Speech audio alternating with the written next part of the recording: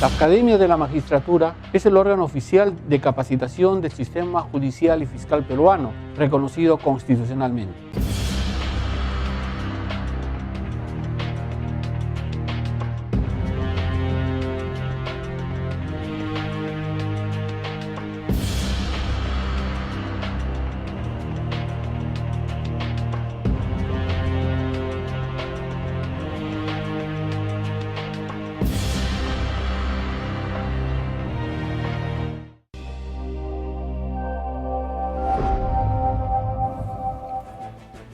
Amables televidentes, bienvenidos a Referente Jurídico, programa producido por la Academia de la Magistratura de la República del Perú. El día de hoy vamos a tener una conversación sobre uno de los tópicos que dan cuenta precisamente de cómo es que el derecho ha venido evolucionando a la par del desarrollo de la ciencia y de la tecnología. El derecho no es ciertamente como tradicionalmente se ha concebido, simple y llanamente un conjunto de normas jurídicas que por regla tradicional están vinculadas con el derecho penal o el derecho civil, sino que existen algunas otras variantes muy significativas y que forman parte de lo que el día de hoy modernamente, siguiendo las sugerencias epistemológicas de connotados juristas como Norberto Bobbio o quizás Carlos Santiago Nino, podríamos denominar la ciencia del derecho. En el campo del derecho civil es conocido por todos los miembros del foro que a fines de la década de los años 90 existió una participación muy intensa respecto de la vinculación sobre el análisis doctrinario y por supuesto también normativo respecto de los avances del Código Genético Humano. Esto ha venido propiciando el desarrollo, en consecuencia, ahora ya en este primer momento del siglo XXI, unos avances muy significativos que definitivamente marcan el inicio de una nueva concepción del derecho. Este es el campo entonces de las relaciones entre el derecho civil fundamentalmente y la bioética, y por supuesto elementos de naturaleza axiológico y ético que siempre forman parte de la reflexión filosófica. Para tratar este tema, el día de hoy contamos con la grata presencia de una connotada jurista y especialista en esta materia, procedente de la República de Argentina, y es la doctora Paula Civerino Babbio, quien cursó estudios de Derecho en la famosísima y muy prestigiada Universidad de Buenos Aires, la UBA, donde también obtuvo el grado de doctora en Derecho. Además ha sido becaria en Roma III, en Roma, la capital de Italia. Ha sido investigadora y docente en la Pontificia Universidad Católica del Perú durante varios años, mientras ella vivió aquí en la ciudad de Lima, y ha sido fundadora del Observatorio de Bioética. Actualmente preside el Comité de Ética del Laboratorio de Criminología Social y Violencia de la Facultad de Ciencias Sociales de esta también importante universidad peruana, la Pontificia Universidad Católica del Perú, al lado de destacados investigadores sociales. Damos la más cordial bienvenida a Paula, con mucho gusto de tenerte aquí en el Perú y particularmente en Referente Jurídico. Muchas gracias, Luis, me siento sumamente honrada y es para mí muy grato poder participar de este espacio, que creo que es un espacio informativo y también formativo, ¿no? Que pone en una herramienta al acceso de magistradas y de magistrados de todo el país, así que celebro la iniciativa, lo felicito y bueno, honrada y agradecida de poder formar parte. Muchísimas gracias. A ver, vamos por las definiciones conceptuales para poder ubicarnos en el tema, porque quizás existe en el Perú, en un sentido tradicionalista, dentro de los varios tradicionalismos que existen en nuestra patria, que tú conoces porque has vivido aquí en Lima, siempre se piensa que el derecho solamente está vinculado con esto tradicional del derecho civil, en un sentido estático de familia, personas, obligaciones, ¿no? el derecho penal, conforme se le ha conocido también igual de la misma manera, pero como lo señalaba en la introducción del programa, pues hay unas tendencias que han ido avanzando de la mano de la ciencia y la tecnología, y esto nos lleva al campo entonces de la bioética jurídica. Este es un concepto seguramente novedoso aquí en el Perú, y que tú has venido trabajando desde la Argentina, aun cuando ya aquí en el Perú también estabas incursionando en esa materia, ¿no? ¿Qué es la bioética jurídica? Mira, este año estoy de aniversario, estoy cumpliendo ya 20 años con la bioética y unos cuantos años desde ya trabajando el concepto de bioética jurídica, que lo he tomado siguiendo a Eduardo Tinant, que es un gran amigo y un jurista argentino, y llevando un poco más allá el trabajo de Eduardo a partir de mi formación de base en Derecho Internacional de los Derechos Humanos, ¿no? Entonces, cuando hablas de bioética jurídica es una manera abreviada de decir la bioética de y para los derechos humanos. Y esta bioética, que un poco como su nombre lo adelanta, ¿no?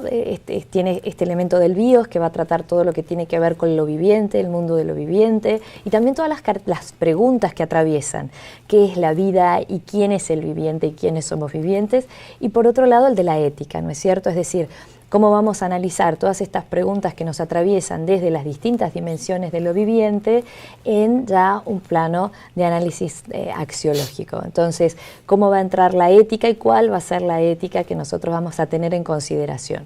Cuando hablamos de la bioética, hablamos entonces de esta disciplina en donde van a confluir todos estos elementos, que tiene una metodología particular y que va a analizar estos dilemas que se van a presentar a lo largo de la vida y de la vida de los vivientes en relación con las nuevas tecnologías particularmente, ¿no?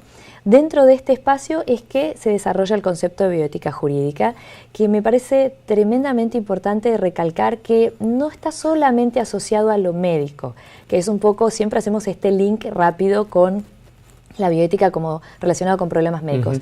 Claro, claramente que todas las cuestiones que se ven en el mundo de lo sanitario son las primeras y son las que también siguen presentando, podríamos decir, como un bastante volumen, porque además están muy relacionadas con los problemas de los ciudadanos, pero no son las únicas. Tenemos los problemas estructurales que nos presenta la pobreza y los desafíos del desarrollo, tenemos las cuestiones medioambientales, tenemos por supuesto todo lo que tiene que ver con poblaciones en situación de vulnerabilidad. Y esto es bien importante recalcarlo, va a ser un aporte de la bioética latinoamericana. La bioética de los derechos humanos, dentro de la cual nosotros ubicamos este desarrollo de la bioética jurídica que ahora voy a contar, es una bioética situada dentro, que nace en América Latina y que va a ser, digamos, va a tener obviamente, va a reconocer a breva en todo este desarrollo académico de la bioética anglosajona de los años 60, 70, 80, y luego también va a tener un intercambio muy fluido con el esquema europeo, ¿no? Pero la bioética latinoamericana, quiero recalcar esta idea, tiene carta de ciudadanía propia e influyó de manera directa en lo que fue la Declaración Universal de Bioética y Derechos Humanos. El grupo que formó Argentina, Brasil y México en su momento, sobre todo, fueron los principales impulsores y los que generaron un poco los principios que son la columna vertebral de un instrumento del derecho internacional de los derechos humanos, como es la Declaración de Bioética y Derechos Humanos.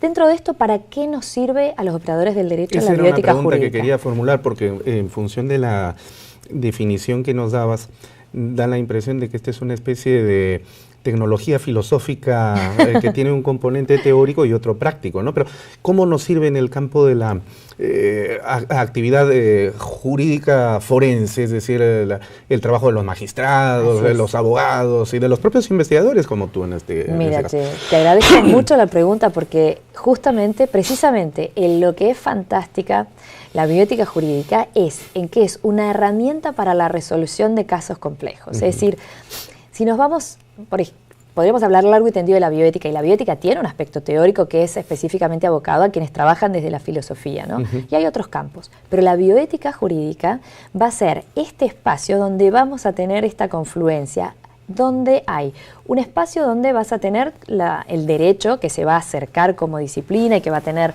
una metodología y que va a tener unos valores y que va a tener, ¿no es cierto?, un objeto de estudio, que va a ser esta conducta humana, ¿no?, intersubjetiva, esta interacción dinámica entre norma, conducta y valores. Y por otro lado se va a acercar la bioética como esta disciplina que va a tener esta discusión entre el bios, la moral, etc. La bioética jurídica lo encuentra en el medio, es decir, no es el bioderecho, no es una pegatina, no es una nueva nueva especialidad del derecho, quiero dejar esto claro, ¿no? Desde el lugar en el que yo lo trabajo claramente, sino que va a ser un espacio muy concreto donde va a confluir estos problemas que necesitan una solución jurídica y todas estas herramientas que van a venir de distintas disciplinas. Y por el otro lado, ¿cuál va a ser mi plataforma axiológica? Simple, la del Derecho Internacional de los Derechos Humanos. Esto nace entonces de una especie de triple intersección. Podríamos decir, sí. En un diagrama de Venn, ¿no? Podríamos decir, ay, me volví al colegio. Podríamos decir que sí, que es una maravillosa intersección. Y esto es un concepto bien interesante, el de intersección, porque es dinámico. Es decir, no hay una cuestión estática, sino que es dinámica. Yo tengo una herramienta. La herramienta es la bioética jurídica, que me va a dar dos cosas que son muy importantes. Me va a dar un piso axiológico, porque en bioética nos hacemos siempre la pregunta, ¿qué ética para la bioética? Y la bioética jurídica te responde a esa pregunta de manera muy sencilla, la moral de los derechos humanos. Es decir, hoy en día la ética pública es básicamente en aquellas sociedades que hemos ratificado las convenciones de los tratados internacionales, nuestro piso, nuestra ética de mínima, es esta ética propuesta por el Derecho Internacional de los Derechos Humanos. Esa es la piedra angular entonces de desarrollo sobre el que se construye toda bioética. Absolutamente, porque vos tenés los requerimientos de una sociedad democrática, que el pluralismo, la diversidad, la integración, la confluencia de fuerzas, etcétera, ¿no? Respeto. Entonces, estos elementos propios de una sociedad democrática que te dan tu piso axiológico. Entonces ahí ya, por encima de eso, lógicamente siempre vas a tener tu ética de máxima. Ya seguramente vamos a charlar de eso más adelante. Pero el piso axiológico, Derecho Internacional de los Derechos Humanos. Y tenés una ventaja más con la bioética jurídica, que mi andamiaje jurídico. Porque muchos me preguntan, bueno, doctora, pero esto suena todo muy lindo, muy teórico, pero a la hora de la hora, ¿qué hacemos? Y yo, bueno, no te preocupes, porque el andamiaje jurídico ya está establecido, que es también el que establece el Derecho Internacional de los Derechos Humanos.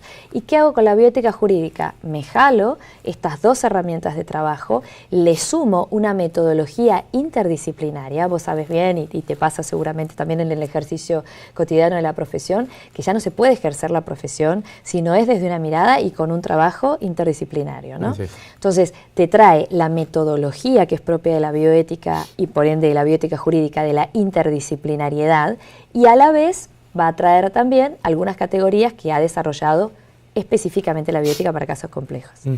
¿Algunos casos prácticos que puedas comentar aquí en este momento que se hayan desarrollado en América Latina? Claro que sí, mira, para ver eso como ejemplo, ¿no? Y ahí tenemos también una cuestión respecto de nuestra responsabilidad en la formación de juezas y jueces en este sentido, porque son temas complejos, son temas que si te tocan en el despacho puede salir en la tapa de un diario, o de mínima dentro del diario, pero sí que te van a dar, para bien o para mal, mucha visibilidad, y sobre el cual no nos forman en general en la universidad, ¿no? Entonces estamos promoviendo programas de capacitación en este sentido, pero tú no puedes exigirle a una jueza o un juez algo que no tiene herramientas conceptuales para resolver. Y fíjate lo que ha pasado en algunos casos. Mira, ya ha habido un caso de Argentina hace un tiempo de reproducción asistida, que es un tema muy en boga, y vengo de la presentación del libro de Jairo Ciesa, que me honró con el prólogo, que fue justo, tuvimos una hora de debate sobre este tema. ¿Qué pasa en este caso? Una pareja que está casada, deseaban tener familia, no podían, recurren a las técnicas de fecundación asistida, queda ella embarazada y tienen un hijo, pero quedan embriones que están fecundados y que han sido conservados y no se utilizaron en esa oportunidad. Embrión, sí, en realidad técnicamente no son embriones, son blastocitos, o sea, ovocitos pronucleados, el estado previo, digamos.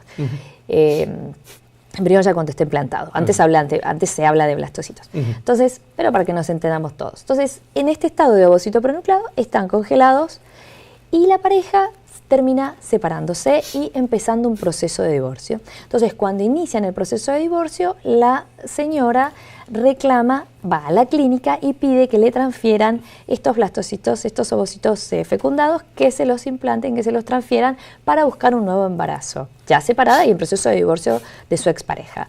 Lógicamente lo notifican a su expareja para que preste su consentimiento, que lógicamente él dice que no, claro, que no quiere, que ya ha terminado el proyecto de familia, etc.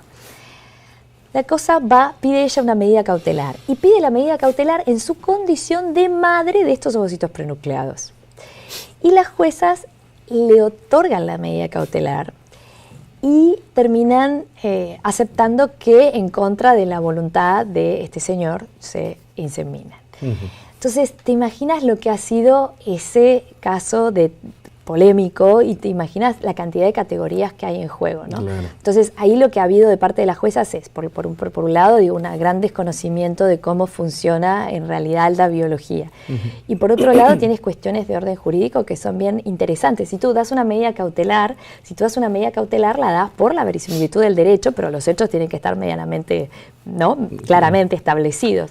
Imagínate cómo vas a aceptar la legitimidad procesal de una mujer en su condición de madre cuando tienes un ente que tiene un 80% de chances de nunca jamás anidar. Entonces, sí, de hecho eso pasó. De hecho se los transfirieron y nunca anidaron, ¿no? Entonces nunca se llegó al embarazo. Claro. Entonces ella obtiene una legitimidad procesal sobre un carácter del que carece, porque no es madre. En ese momento tendrá una aspiración de maternidad, pero no es madre, ¿no? Y eso y otras tantas categorías que van a estar en juego. La categoría del discernimiento, por ejemplo, cuando hablas de los menores de edad, es una categoría de la bioética. La capacidad adelantada médica para tomar decisiones médicas, lo que luego va a ser el interés progresivo del niño, el discernimiento, la competencia y ya no la capacidad jurídica. La competencia es un concepto acuñado por la bioética. Claro que sí. ¿Ese caso sucedió este año? Ese caso es de hace un par de años en Argentina. En Perú hay otros donde una chica que había gestado por ella su suegra porque había sido pasible de una donación de un riñón, la obligan luego a gestar los embriones que habían quedado nuevamente crioconservados. O sea, cosa bastante llamativa. Sí, bastante rica para poder discutir y analizar el tema. Así es. Vamos a hacer un primer corte para poder seguir tocando este interesante tema, ¿te parece? Claro que sí. Bueno, ya regresamos en Referente Jurídico.